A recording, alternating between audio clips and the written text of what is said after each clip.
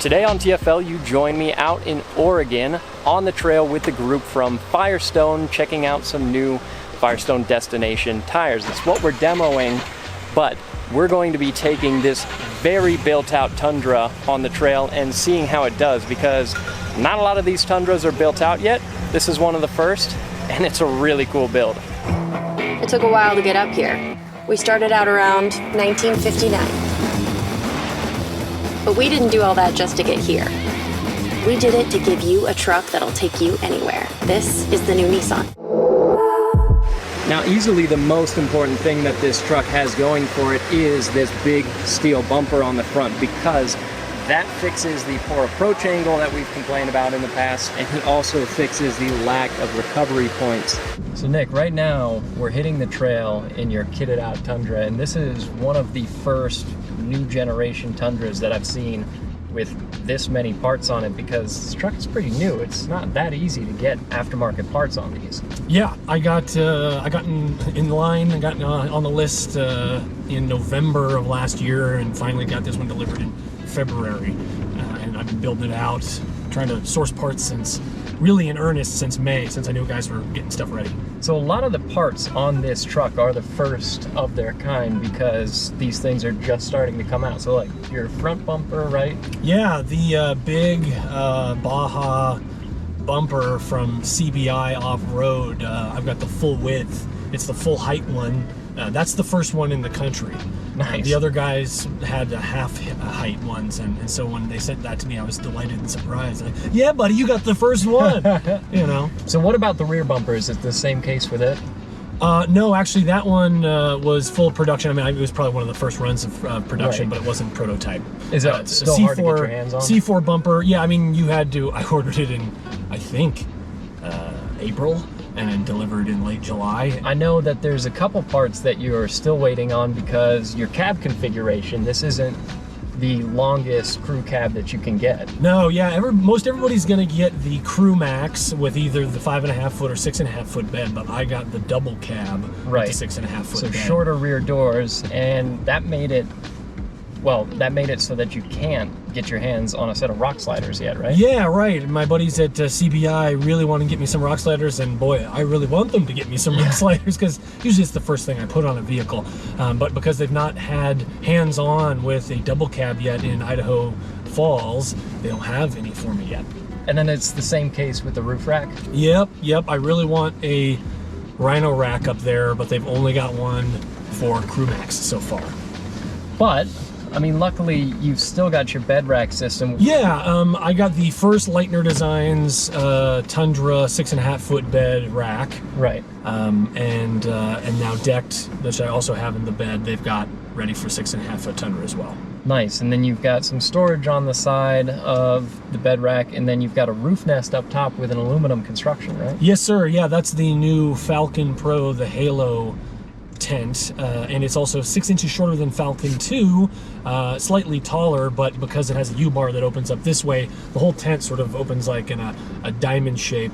I can actually fit better in the Falcon Pro, despite it being 4 inches shorter than Falcon 2, which just opens like a clamshell. Which is impressive, because you're not a small guy. Right, yeah, I'm 6'5", yeah, and so normally my toes are pressing as I lay on my back in the Falcon 2, but not in the Falcon Pro. And then your awning, also from Roof Nest, is what, 270 degree? Yeah, full freestanding, 270 degree awning with a soft shell casing, and it's got provision for LED lights that are already built in. Just got to run power to them. So aside from rock sliders and a roof rack, which are things that are still in the works for this cab configuration on the Tundra, is there anything else big that you want to do to it? Because I know you've got your now more aggressive Firestone Destination MT2s on some Method wheels.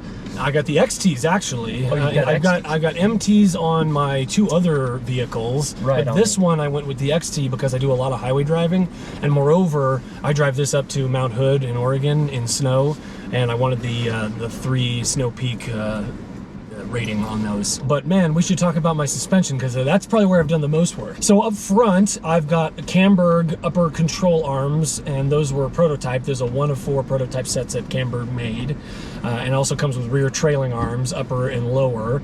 And I've mated those with some Radflow remote reservoir shocks. In the front, those are coilovers, which have iBox springs, and in the rear, which I took a lot of time, a lot of effort to get, are the rear springs for the Land Cruiser 300 series out of Australia, and I got those from ARB Australia, and those are the 400 kilogram load rating, and those have made a huge difference in my load carrying capacity in the rear. Yeah, because you've got a lot sitting on the back of this truck, but those Land Cruiser, that suspension bolts up no problem. Yeah, because and I don't want to go too far down the line here with you guys, but the Toyota F platform is all of their ladder frame vehicles going forward, and a Land Cruiser 300 and this vehicle underneath are the same.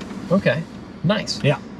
So how much extra weight do you think you have sitting on the back of the truck? I loaded it up, and I told the guys at Radflow, who did custom valving for me, and I think they do that for any customer as well. It just takes 16 weeks or whatever to get to get them onto their bench. But you tell them how much weight you're going to run, and I think I'm running with all my gear on it. For a couple people for like a week, I'd say with water and everything, probably 1,000 pounds over the back. And so that's why I got the 600 kilogram or 400 kilogram, which is about 800 pounds. And that's what I had the rear shocks valve for. And sitting where we're sitting, the ride is really good. We've got a whole convoy of trucks behind us, so we have to go at a pretty reasonable pace because some of the people that are following us are even pulling some off-road trailers. But with the kind of ride that this Tundra has, I mean, we could be doing this 2-3 times as fast. Oh yeah. I've done this trail with the stock Bilstein shocks, and then I put a Westcott collar lift kit on it, which stiffened it because it's just stretched it out. Right. Yeah, this truck it's night and day. A whole new vehicle with these rad flows on here. It's incredible. I love it. Now, before you had this Tundra, you had a Jeep Gladiator, which is also a vehicle that we shot a video with. And that was a really cool build as well because you put a ton of work into that, and it was what, on 37s, right? Yeah, on 37s, yeah. So transitioning from the Gladiator into the Tundra, what's been the pros and cons? Well, this, that was triple locked on solid axles, so you could, go anywhere. And that was almost a detriment to my lifestyle because a lot of my guys who I go overlanding with, and a lot of the reason I go overlanding is to hang out with my dudes because we all have wives and kids and stuff like that. So This is our dude time, right? But if I could climb a mountain and they can't, then what's the point, right? I'm not going to abandon them. I'm not going to leave them at the bottom of the mountain. So why did I have to have triple lock solid axles? Because they drove like crap on the highway and all these things. But really what ended up killing it for me was this vehicle, the body width without the mirrors, about 79.7 inches wide. With my wide track, zero offset 37s on the Jeep Gladiator, it was 82 inches wide. But then, as you know, the flares are this big, and then the tires are out an extra inch, and then that sits outside the body, and so the body's narrow. The body's like to here. And then don't have all this extra space, so I had a lot less cargo carrying capacity. And then I was suffering on the highway with solid axles and 37s because it drove like this. And so it drove me nuts because I drove to Overland Expo West and Mountain West and back to Oregon.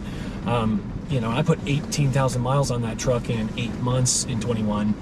So it was time to go IFS and a bigger body to take advantage of that full width. Yeah, and there are, especially as an off-road truck, there are some cons with the Tundra. Obviously from the factory, the biggest issues were the approach angle, because we planted that front bumper on everything anytime we took it off-road, and then the lack of recovery points. But your steel bumper on the front solved all helps that. A lot of that, yeah.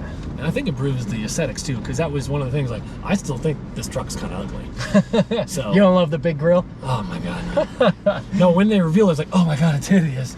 But like, it's a Toyota and it's a Tundra, and I chose it over an F-150, even though I think in a lot of ways the F-150 is a better truck in a lot of ways. But because the aftermarket support for overlanding and off-roading equipment is so much stronger with Toyota, I went with Tundra. Yeah. Can I give one word of warning to people who are, if they're shopping this truck? Absolutely. And it's something I wish I had gotten, and I felt like Toyota did not do a good enough job communicating this to customers or would-be buyers, that I got the 8-inch screen because I didn't think I needed the big 14. I don't need 14. Yeah. Also, I didn't like it sticking up into the dash.